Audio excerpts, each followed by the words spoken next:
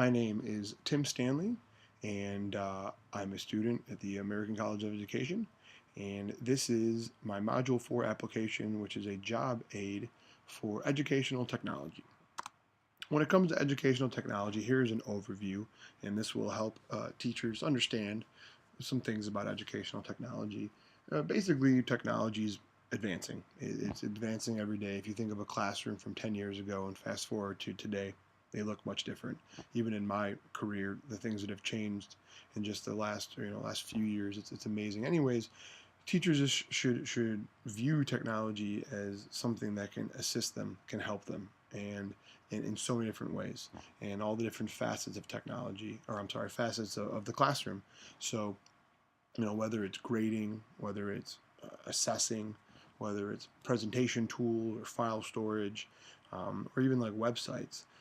Teachers just need to understand that technology is there to help, and technology can be used as little or as much as you want. But when I say that, when I say as little as you want, you really should have a mindset knowing that, once again, technology is growing. It's going to keep growing and getting bigger. And if we were going to teach our students to be 21st century learners and be ready for the real world, we need to be utilizing technology skills in the classroom. Once we understand that, hey, technology is here, let's learn some things, let's learn some skills, you're just going to get better at them and you're going to enjoy them more. So let's talk about a few different things that technology can do for us in the classroom. One is file storage. And just in all honesty, just the past few years, but I mean it's been around for a little while. But cloud storage has gotten really popular. I think the most popular is Google Drive personally, but Dropbox has been around for a while, and there's also OneDrive from Microsoft. Amazon has some cloud storage as well. But anyways, it kind of takes you away from the traditional saving files on like a local hard drive. Cloud storage basically is almost a program slash like folder, or it's on a hard drive, but basically everything goes up to a cloud, and it starts somewhere on a computer or a phone or a tablet, and then it goes up to a cloud, and that's when the items or the files are synced, and they can go down to any device.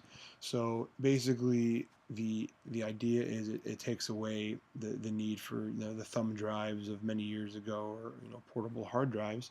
You save something, that goes up to the cloud, and then it goes to all your devices and syncs. And they're so handy, so useful, and a lot of them are very free. So just teachers should be utilizing different cloud storage systems.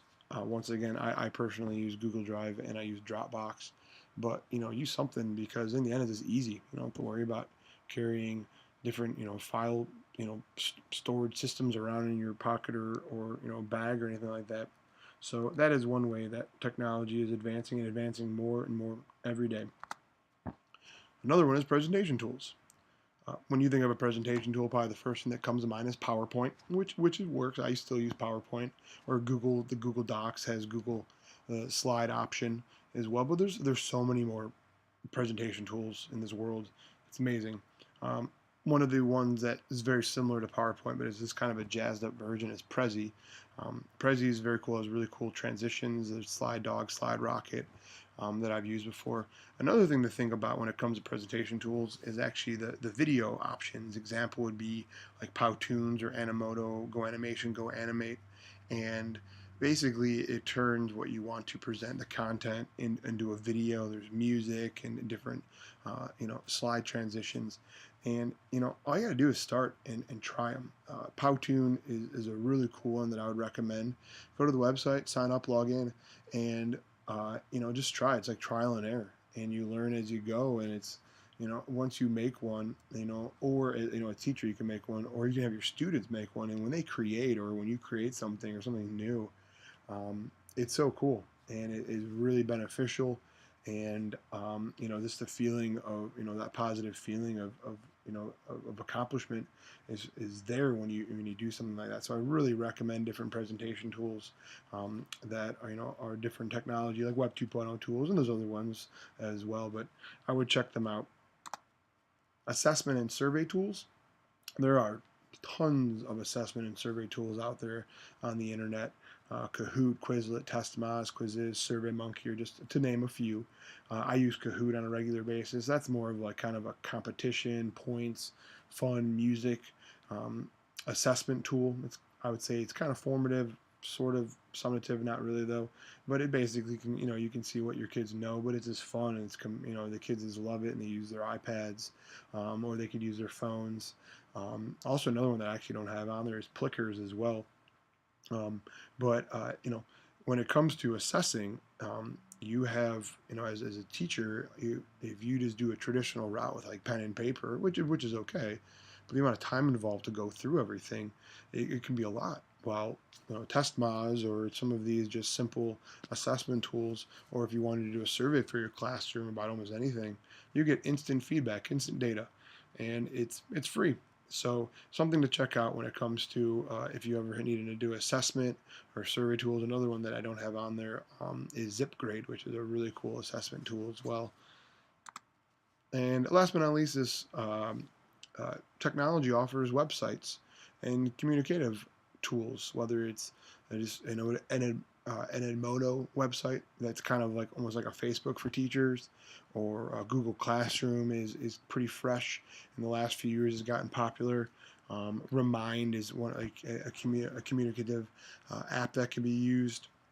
I personally use a Google site, also Blackboard, which Blackboard's a little bit dated, but I'm sure it's is getting more up to date as the days progress. But anyways, as long as teachers are using something to put their stuff out there, I personally made it. Google Sites has updated itself, so there's the new Google Sites, and I made a Google Sites webpage in about like a half hour, tops, and it also syncs with Google Drive and YouTube and other things. So, it just, once again, when it comes to any kind of technology tool as an educator, it's almost like taking out the intimidation factor and just try things and fail. It's okay to try something and not get it right the first time, but as long as you do it, you're going to learn the skills, and there's so much out there. So, thank you for listening, and that's what I have to say about educational technology.